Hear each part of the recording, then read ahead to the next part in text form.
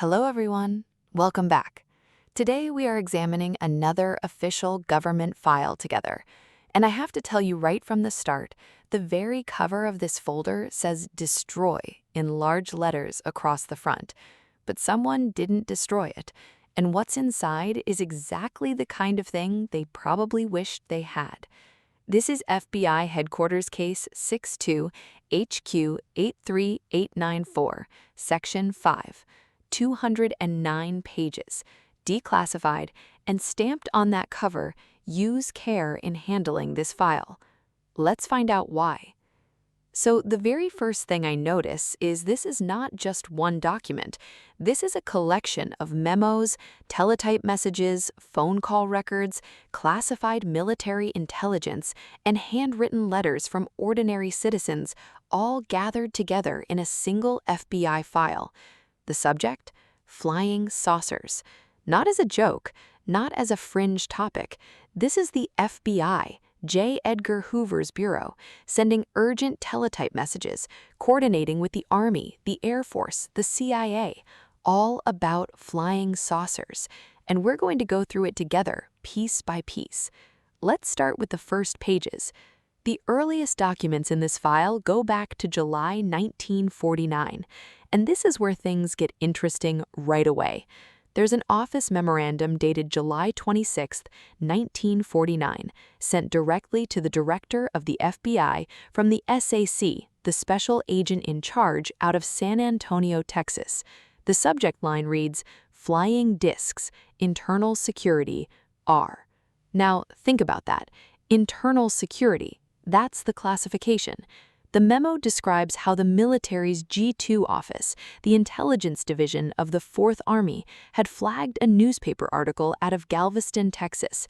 The article reported that a civic group in Alexandria, Louisiana, was organizing a national convention.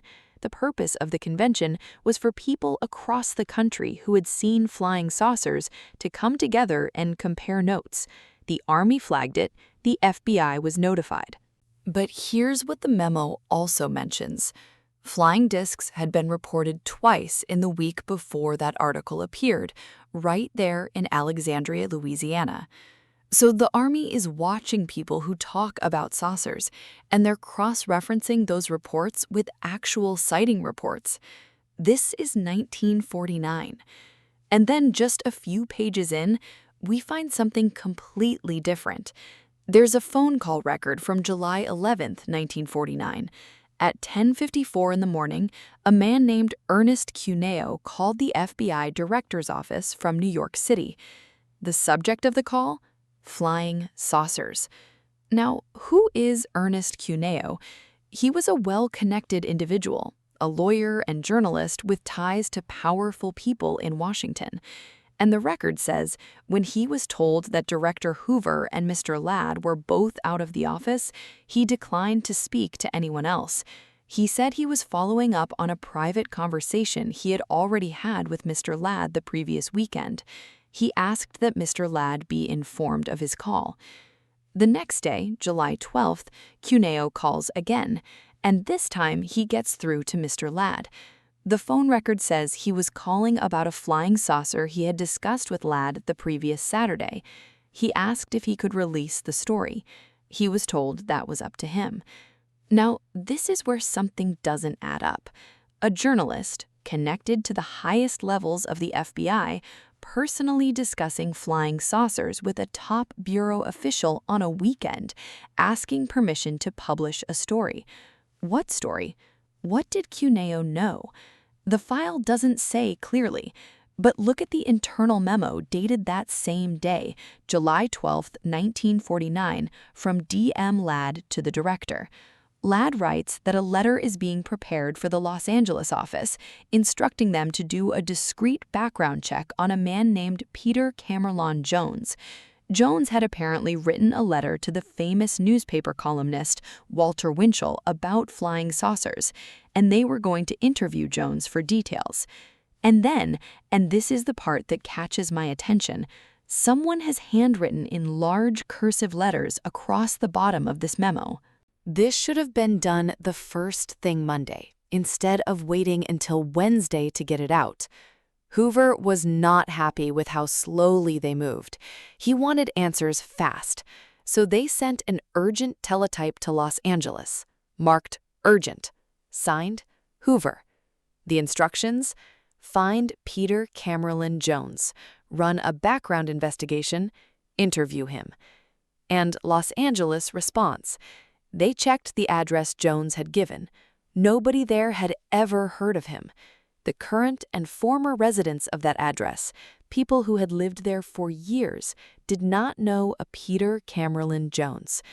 Then, a few pages later, this story closes out in a very strange way. There's a letter dated July 21st, 1949. It says, "Efforts to locate Mr. Jones have been unsuccessful. No one in the area knows who he is." And then it says, and I am reading this directly from the document, they suggest you might want to consider the possibility that the original letter in this matter may have been a prank. So, a man writes a letter to a famous newspaper columnist about flying saucers. The FBI opens an investigation. The FBI director personally follows up. The Los Angeles Bureau runs an investigation. And then, the man simply does not exist. No trace of him. No one has heard of him. If you're still watching, this next part is where things start to connect, because we move forward in time, and the file gets stranger. By January 1950, a classified military message arrives in the file, stamped secret at the top and again at the bottom. This is an incoming classified message from the Department of the Air Force. It has since been declassified. And what's inside reads like something completely different from any of the previous documents. The message summarizes information reported by a man named Rudy Fick, a Kansas City automobile dealer. Fick said a man he met while stopping in Denver, a man named Coulter, had some extraordinary information. Coulter claimed he had gotten past security at a radar station near the New Mexico and Arizona border. And while inside, he said he saw 2 flying saucers. One was badly damaged, the other was almost perfectly intact. Each was described as having 2 parts: a cockpit or cabin, about 6 feet in diameter, surrounded by a ring 18 feet across and 2 feet thick. The cabin was made from metal resembling aluminum, but the actual composition of the metal, the document says, had defied analysis. Coulter said he had a piece of that metal and gave it to the Ford agency to send to the Dearborn plant for analysis. But here is the part of this page that stops me cold. Coulter reportedly showed the group a clock or automatic calendar taken from inside one of the saucers. This calendar consisted of 2 pieces of unusual metal with an indentation that rotated around the disk, completing a cycle every 28 days. And then the document says around 50 of these flying saucers have been found in the United States over a period of 2 years. 40 of them are in the U.S. Research Bureau in Los Angeles. Each craft had a crew of 2. The bodies in the damaged craft were charred, but the occupants of the other craft, the one that was almost intact, were in a perfect state of preservation, although dead. Now, the next page continues this report, and it adds information about those occupants. All of them were described as being 3 feet tall, blonde, beardless, with teeth completely free of fillings or cavities. They had no undergarments, but their bodies were taped and dressed in a sort of wire. A quantity of food in tablet form was found in the ship. And then there's this extraordinary detail. The document says that Fick believed the reason there was no security around this information was that the government wanted the facts to spread through unofficial sources until people were more or less familiar with them. He believed the Security Department feared that a sudden surprise announcement that interplanetary travel was possible might cause mass hysteria. The editor of the Kansas City Star was aware of this story, and the document tells us the editor did not dare publish it because it was, in their words, too fantastic. But the U.S. Air Force received this report, and it went to the Director of Special Investigations, the Director of Intelligence, the Director of Plans and Operations, the Policy Division, and the Chief of Staff's log. Now, let's keep moving through this file, because by September 1949, there are already other strange threads running through these pages.